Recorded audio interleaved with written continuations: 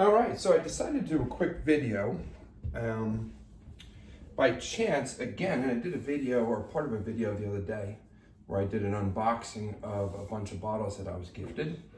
And it just so happens that a client of mine sent me a quick text message and said that they were getting rid of a bunch of bottles and they wanted to double check and make sure that I want them. And I immediately said yes. I didn't know what they were going to be, and right now I'm looking at them for the first time. Obviously, you're seeing a lot of quart milk bottles. So there are a few smaller ones in here and some soda bottles, but they are looking at a really, really good age. So we're going to go over real fast all the bottles. We're going to look at them. It's fun to see where the milk bottles are from.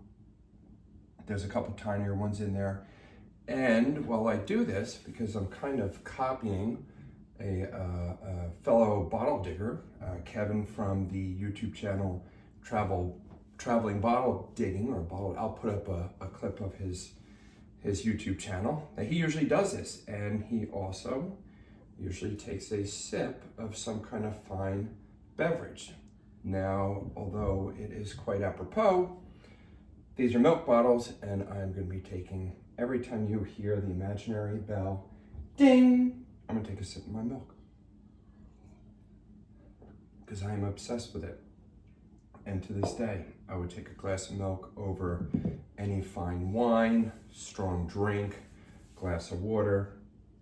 If you cut me open, I spill nothing but milk. So let's take a look at a bunch of these bottles. I'm going to start right up front, and these are quart milk containers, and usually this shape and this style, you're anywhere between, I'm guessing the early 1900s to about the 1950s, 1960s. But what's really cool again is they're all going to have some kind of town name on it. And we're starting right off from Point Pleasant, New Jersey. I'm even going to show you a map of New Jersey and show you where each one of these places are in our state. 1 quart C.E. Van Schuik. Quality dairy products, Van Schuik. Every once in a while there's a date on the bottom here. This says N1, so it's not a date. I'm saying this is around the 30s. A bottle of milk is a bottle of health. Yes, right on top around the neck on the lip there. That's what I'm talking about. Van Schuik. We also have a road over here named Van Schuik. So that's bottle number 1. Bottle number 2, another one. 1 quart liquid.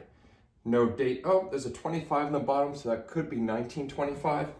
And that's H. Haven's Pure Milk and Cream, 1 quart, Herbertsville, New Jersey.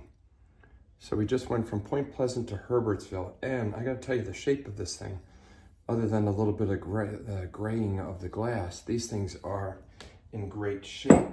Number 3, Old McCluskey. I don't know why that reminds me of an Irish cop in some kind of song, but we're back at Point Pleasant, and unfortunately, with what you guys are seeing, you don't really see the light, but there's definitely a purple tint to this one. So there's magnesium glass in there. That's got to be 20s also. MFG company, no date, but another one in really good shape. You're going to have some scratches in these things, but no cracks, no chips. Let's move on. L. Kramer, Seinfeld, Lakewood, New Jersey. Seems like the majority of these are in the southern part of Jersey. A big K in the bottom for Kramer. But again, we're going through a few of our towns in South Jersey, and that thing is in great shape. Number 5. Again, oh, look at this one. Game Changer. Across the lip again, here it says Bottle Company Incorporated, Cop the Cream.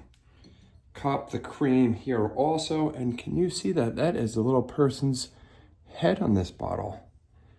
And this one has a little bit of the purple tint, so this is magnesium glass also, 20s. Patent number, Bluebell, that's the milk company. And you know what I'm seeing here? There was definitely a label on this because I can see the marks of it. The label obviously has been wiped off. It probably was an ACL, but I do see some of the lettering on there. And I'm going to look a little deeper into that, but that says something about buying savings bonds, war effort. All right, so that takes us out of the 20s, because I'm pretty sure this is not World War I issued. This would be World War II, where they were selling savings bonds to promote the war effort. Interesting. I'm going to hold that one to the side for now. Let's get through these others. We got another 1 quart Rankin Farm Dairy, J.C. Allen, Manasquan, New Jersey, and the Pure Guernsey Milk. I'm pretty sure Guernsey is a type of cow. I don't remember.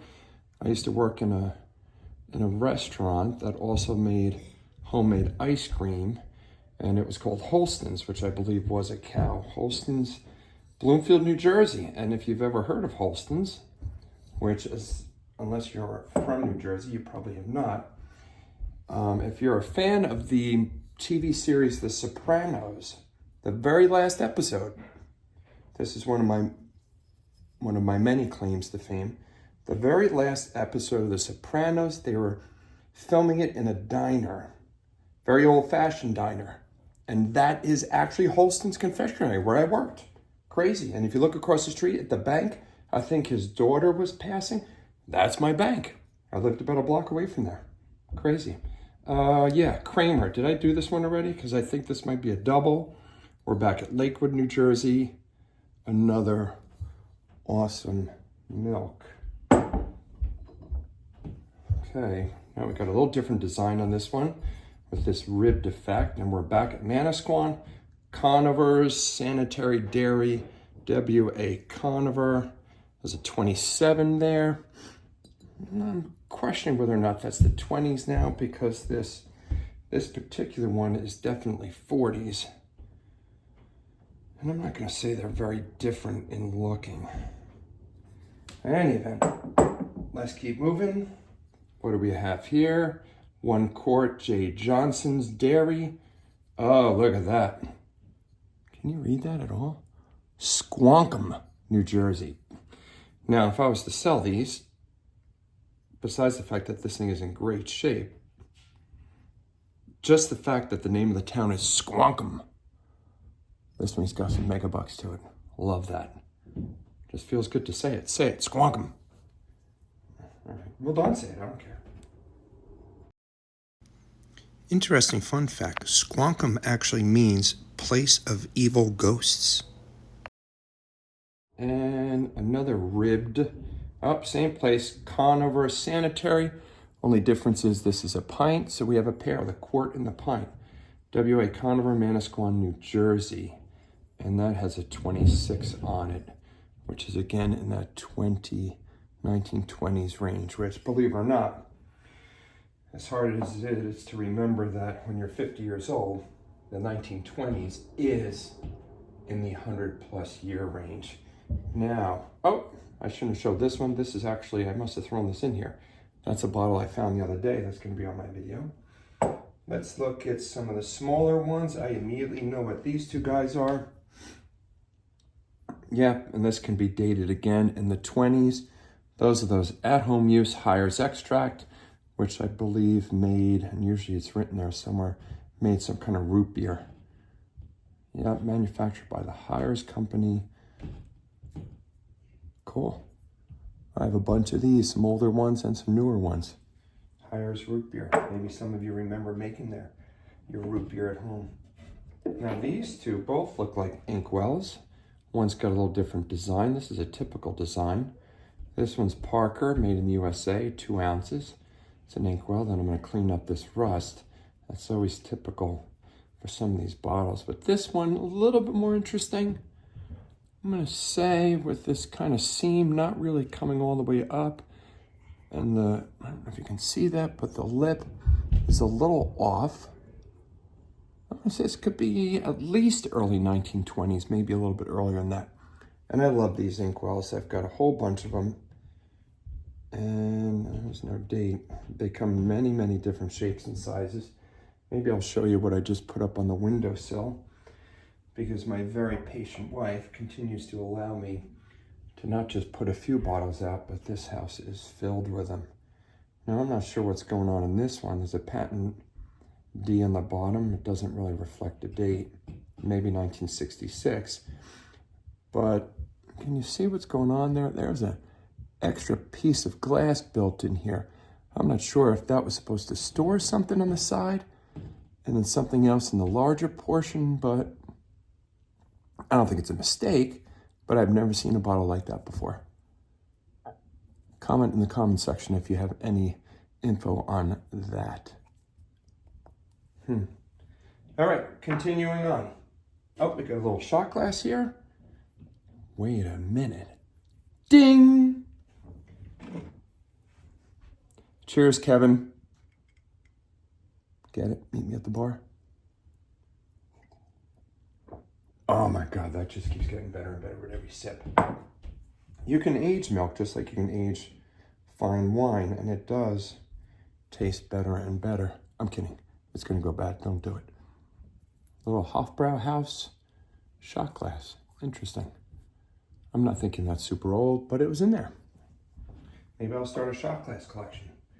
And the one soda bottle, this one I had already pulled out because I noticed something very quickly, and that was just all these striations on the neck and the bubbles coming right through into the crown top here. The seam ends right about here. There are definitely some bubbles there. It's a very recognizable beer bottle, Anheuser-Busch. There's an awesome eagle on there, trademark. Nothing on the bottom other than J. Brothers. This is there it is, Brooklyn, New York bottle. This one could be the oldest one of the lot, and I'm gonna have to say this might be my favorite. That's a really, really cool old bottle. If this isn't very early 1900s, it's a little bit dipping into the 1800s by my guess. So that's a fantastic, fantastic bottle. When they get below 1910, I'm really stoked by them. Not that I don't like the other ones, because I keep them all anyway. So that is the entire bottle collection. And I think, and this is why I brought my, can you see them? My marbles out. It's been a while since I've been able to stack my marbles in my skull case because it's been filled up. But I think for now, I might use this little doll as my new, listen for it. That's awesome. My new marble container holder. And we'll keep that. Since it has a little bit, they might look cool together. When this guy fills up and the marbles are finally in its head, we will celebrate in some fashion. Interesting. That is getting more and more purple as I see it. Unfortunately, I don't think you can see that. But in any event, I hope you enjoyed the little unboxing. I enjoyed it thoroughly. And yeah, always remember, give milk a chance. Cheers. Oh, by the way, thanks for your patronage and thanks for sticking.